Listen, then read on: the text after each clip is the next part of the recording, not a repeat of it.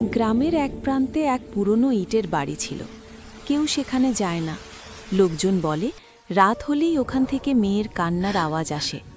একদিন রাহুল আর সোহেল সাহস করে ঠিক করল, আজই যাবে ওই বাড়িতে, সত্যিই কিছু আছে কিনা দেখবে।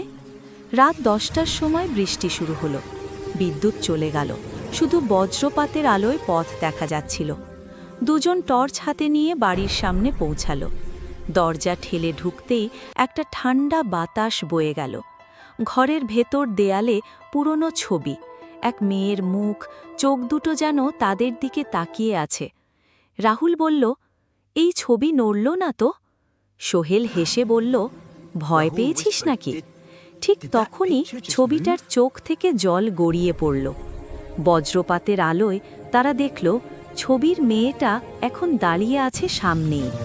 সাদা শাড়ি, ভেজা চুল, ঠোঁটে মৃদু হাসি, কিন্তু চোখ দুটো একদম শূন্য।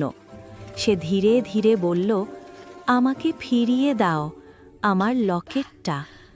রাহুল কাঁপতে কাঁপতে বলল, কোন লকেট? মেয়েটা ইশারা করল পুরনো টেবিলের দিকে। ওখানে একটা মোর্চে পড়া লকেট রাখা। রাহুল সেটা তুলতেই মেয়েটা হাসল, আর হঠাৎ হাওয়া বইল, মোমবাতি নিভে গেল। আলো ফিরতেই মেয়েটা নেই, শুধু দরজার বাইরে ভিজে মাটিতে লেখা, ধন্যবাদ। বৃষ্টি থেমে গেছে, কিন্তু রাহুল আর সোহেল আজও শপথ করেছে